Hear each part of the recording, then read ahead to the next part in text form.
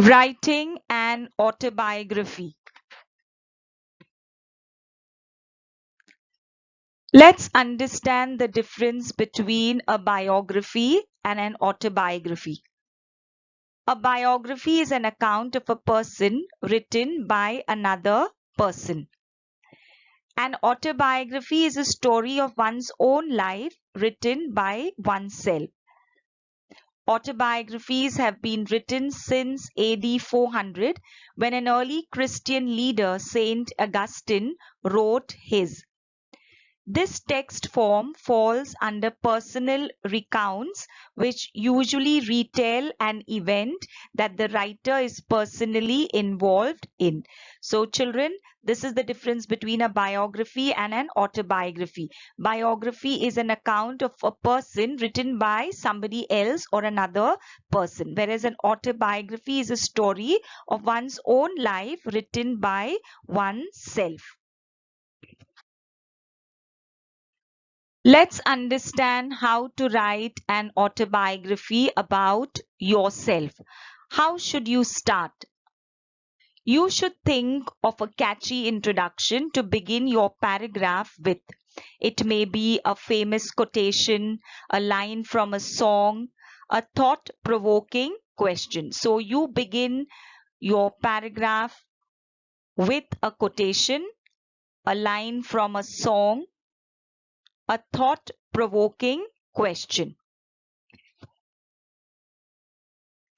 After writing the introduction, you can begin writing your autobiography, the autobiography about yourself, taking the help of these questions. You will answer these questions, make a mental picture of it, and then write your autobiography. So let's read what are the questions.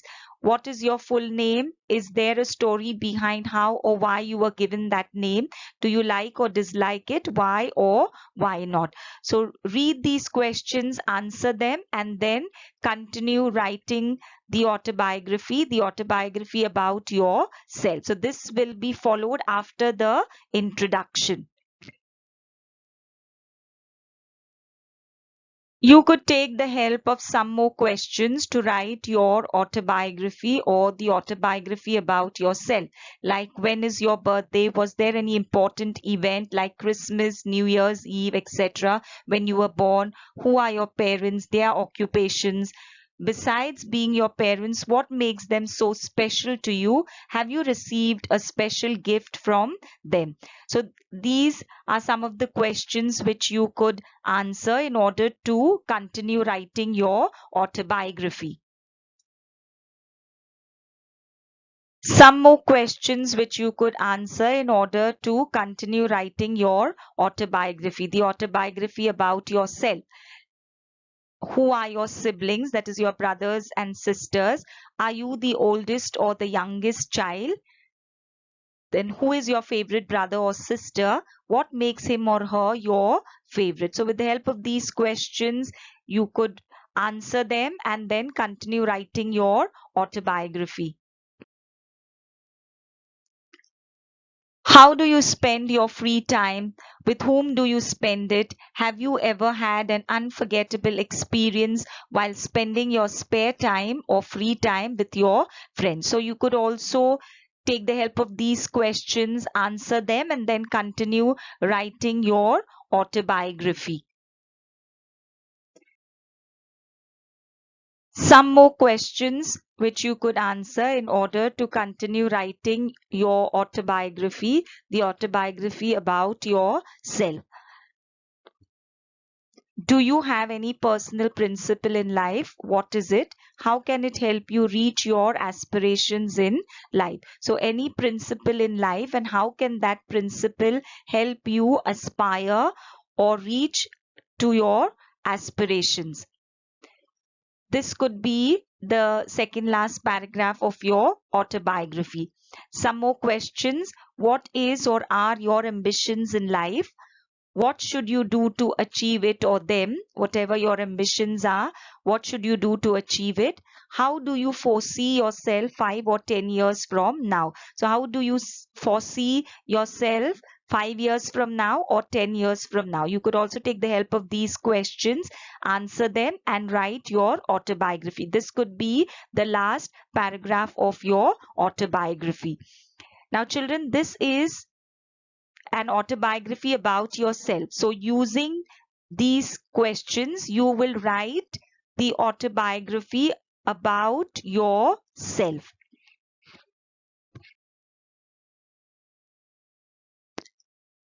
Children, we just discussed how to write an autobiography about oneself, about yourself. Certain questions were given to you. You have to answer those questions and then write the autobiography. Now let's understand how to write an autobiography of an animal or an inanimate object. In writing the autobiography of an animal or an inanimate object, we must try to put ourselves in the position of the object or an animal you are writing about and imagine the things which it would see, feel, and say if it were alive or could speak. When you have formed a mental picture, write as that animal or object might tell its history or tell its story. Write the autobiography in the first person. Make the autobiography as interesting as possible and use simple language as it is used in everyday speech. Try to avoid writing impossible or illogical things which animals or things cannot say or do. So don't write certain things which animals or things cannot do or say, which is impossible for them to do or say. When you write about animals, ensure that these animals are made to act, hear, and say things which are natural and possible. So, read these points, understand how an autobiography of an animal or an inanimate object has to be written. Children, this is a sample of an autobiography of a horse. Let's read and understand it in order that you too will be able to write an autobiography of an animal or an inanimate object. Now that I am getting old and stiff in the joints, I like to meditate while grazing in the pasture on the days of my youth. Those were the happiest days of my life. I had no work to do and could run about without any restraint after my mother, who was a fine white mare. Most of my time was spent in the fields where I enjoyed the tender grass and played about, while my mother was steadily grazing. But those days did not last forever. When I was old enough, the trainer came and, to my great indignation, fastened a long rope onto my neck and then began driving me round and round in circles with his long whip. I was frightened, sad, and angry, but he went on till I was so tired that I could barely stand. However, my mother told me that it was no use resisting, and to make a long story short, I was at last thoroughly trained as a riding horse. After that, I used to work hard day and night. I started liking that work, but an accident put an end to that jolly life. For one day my master pressed me to a big jump, which I knew I could not do. I did my best as usual, but fell short and fell down. My master was also thrown and broke his arm and legs. I too badly fractured one of my legs. I was in hospital for weeks and then was sold to a gentleman who wanted a quiet riding horse just like me. He was a kind master and was good to me. I was in his service for a good number of years. Now I am old. He gives me very little work and I spend most of my time grazing in the pasture, leading a quiet, peaceful, and contented life. So you see, this autobiography, it is a recount of all the events in the life of a horse. It is written in stages.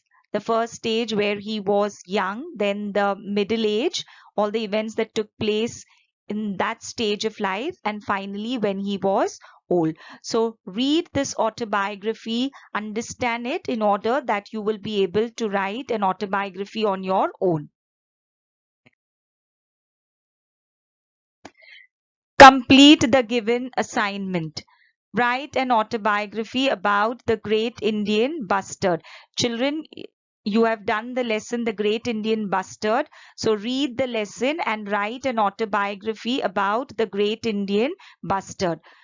Also write an autobiography about an animal or bird of your choice.